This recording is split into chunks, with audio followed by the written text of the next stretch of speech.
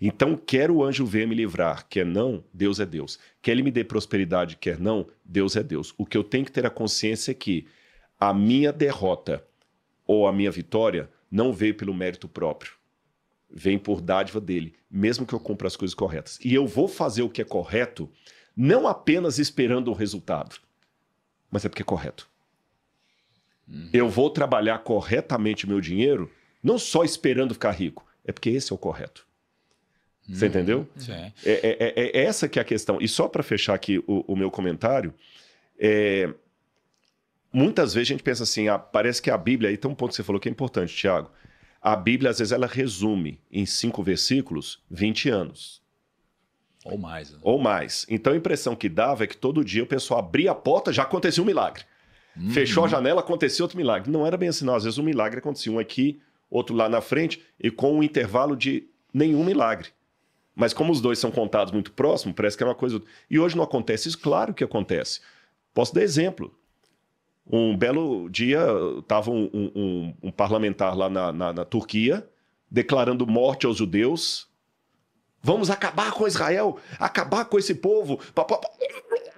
E morreu lá falando na hora. Um cético pode falar, é coincidência. Eu posso falar, não, foi a mão de Deus sobre ele. Como a mão de Deus caiu sobre Herodes também, quando ele estava em Cesareia Marítima lá, que ele começou a falar, e daqui a pouquinho um anjo de Deus e o matou. Agora alguém pode perguntar, por que Deus então atacou esse camarada na Turquia, mas não atacou o líder do Hamas antes que ele matasse tanta gente? Essa que é a dimensão do milagre. Se Deus curar todo mundo, a gente não vai querer a volta de Jesus, aquela pedra que vem na estátua. E se ele não curar ninguém, a gente vai se sentir abandonado nesse mundo. Então Deus dá um milagre aqui, outro ali, para mostrar, eu ainda estou no controle da história. E ao mesmo tempo ele deixa uma tragédia aqui e outra lá, para lembrarmos que ainda não estamos na eternidade. E então, voltando aqui para a nossa história, eles claramente foram livrados aqui por um milagre. E mais uma vez, na história de Daniel, a gente aprende o quê? Sobre a capacidade de manter a fé inabalável, a raiz dos seus princípios em um momento de adversidade. Sim. Né? Então, eu acho que aqui assim, a gente nunca escolheu o caminho mais fácil, né? Tem o caminho mais fácil de, pega um suborninho aqui, faz um negocinho aqui e tal. Não. Né? E a gente é honrado depois. E aí, o Nabucodonosor, ele ficou muito espantado com o que aconteceu, né? Forno 1000 graus. Ali. E aí finaliza o capítulo assim, disse então Nabucodonosor, louvado seja o Deus de Sadraque, Mesaque e Abdinego, que enviou o seu anjo e livrou seus servos. Eles confiaram nele, desafiaram a ordem do rei, preferindo abrir mão de sua vida a prestar culto e adorar a outro Deus que não fosse seu próprio Deus. Por isso eu decreto que todo homem de qualquer povo, nação e língua que disser alguma coisa contra o Deus de Sadraque, Mesaque e Abdinego seja despedaçado e sua casa seja transformada em monte de entulho, pois nenhum outro Deus é capaz de livrar alguém dessa maneira. Então o rei promoveu Sadraque, Mesaque e Abdinego na província da Babilônia. Então olha que interessante, o cara aceitou ali, né? Sim, mas ele é muito radical, cara. Ele não consegue só falar assim, caraca, beleza, aconteceu um milagre aqui, nossa, gente, respeitem os deuses. Não. Quem for contra, arranca as tripas fora. É que a galera no Antigo Testamento é assim mesmo, cara. É tudo assim. Não gostou? Não é isso, morreu, né? Isso corta jeito. Uma parte do seu piruzito fora. Caraca, tudo loucura, cara. Não, quando você tava falando, você nossa, caramba, ele entendeu. Aí do nada, não, corta fora, arranca as tripas. Falei, É porque eu acho que esse daqui deve ser um povo mais rústico, cara. Pra colocar ordem. É tudo assim. Deus, assim, no Antigo Testamento, isso foi uma grande reflexão esses dias.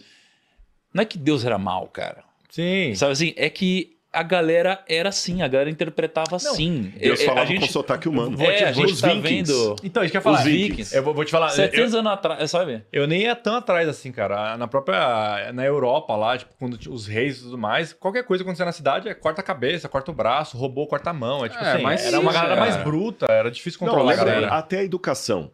No passado, estamos falando aí de 50 anos atrás, 40 anos atrás.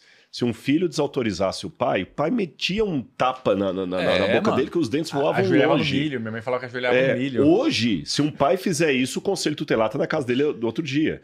Então, Deus vai falando com o povo, por isso que eu falo, Deus fala com sotaque humano de acordo com a linguagem que eles podem entender. Sim. Um pai de hoje não vai entender uma linguagem de bater no filho, mas um pai dos anos 70 não vai entender uma linguagem de não bater no filho. Teve um pastor batista, conhecido meu, que ele trabalhou na África, e ele me contou um episódio que ele ficou assim, assustado.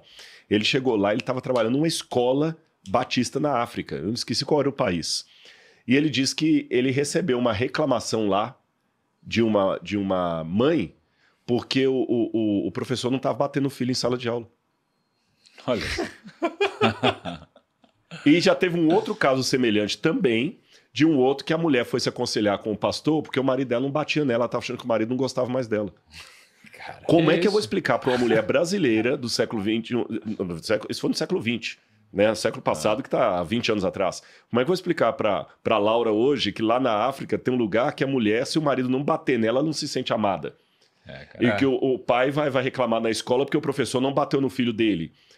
Eles não vão entender, tem que falar na linguagem deles. Sim, sim. Como na nossa também, tem que falar na nossa. E esse que é o bonito da Bíblia. A Bíblia, ela fala com todos os povos. Aí aquilo que você falou lá no começo funciona. É por isso que com a Bíblia Sagrada, às vezes você vai captar uma coisa, eu vou captar outra, mas isso não significa que cada um pode dar a interpretação que bem entende. Existe uma verdade bíblica que tem que ser seguida. Mas dentro dessa verdade, que é inegociável, eu posso ver um aspecto que você viu outro. Não é que estou inventando. Sim. E aí, dentro da sua lógica lá de fé, é interessante porque eles são tão crentes que, pô, os caras, vamos pra fornalha mesmo. Ainda que ele não nos salve. Isso, e esse é o ponto, porque se de fato aquela sua hipótese for verdadeira e eles tiverem virado eunucos quando eles chegaram, eles devem ter feito a mesma coisa, devem ter orado e falar, não, Deus vai me livrar e tal. Não livrou, porque com certeza eles não pediram para ficar eunuco, não livrou, e ainda assim eles falaram, então beleza, vamos continuar com a mesma fé inabalável. E continuaram, porque poderia não acontecer. Cara, Deus não livrou de ir pro cativeiro. Não livrou de ir pro cativeiro, gente, é loucura. Deus não livrou de... Mas isso que eu ia falar, Isso é fé mesmo. deve ser a coisa mais difícil. Porque, tipo assim, literalmente o cara tava tranquilo lá, pra pular, beleza. Blue. Tipo, sabe, né? Não é um cara grau de fé, realmente, não é um negócio... assim. É porque eu fico sempre pensando assim, ó. porque senão não Chega virou alguém fé, apontar né? arma na sua cabeça agora. Agora. E fala assim, ó. Fala que, Vou chorar. sei lá, Deus não existe.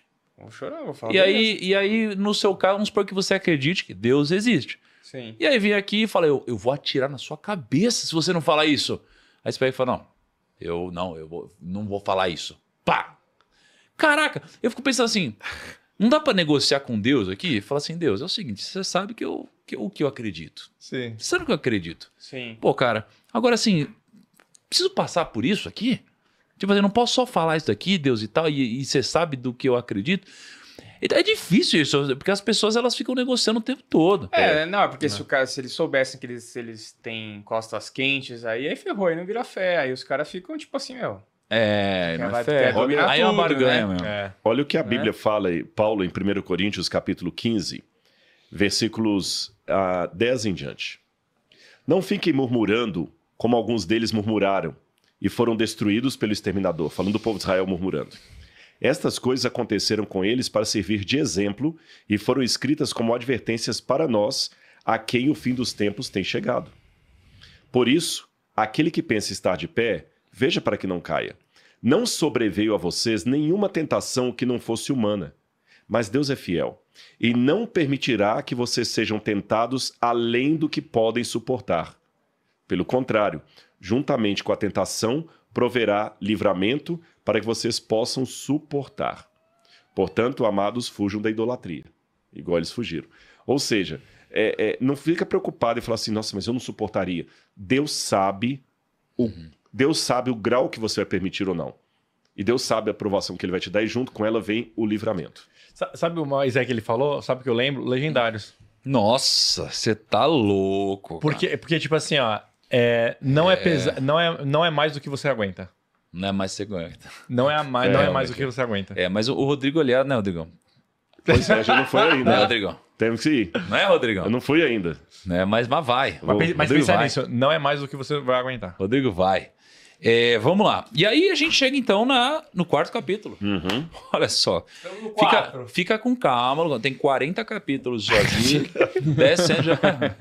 Você Ó, que tá assistindo aí, vai assistir no carro. Sabe que tem gente que fala comigo, cara, você e o primo lá, aliás, o tanto de abraço que eu tenho. Se eu te desse todo o abraço aqui, sabe? Mas muita gente fala assim, cara, eu viajei 3 horas de viagem, 4 horas. Eu vim ouvindo do carro. E o meu companheiro, vou ouvindo ali. Aí eu começo a ouvir, paro um pouquinho, isso é muito legal. É muito legal, né, cara?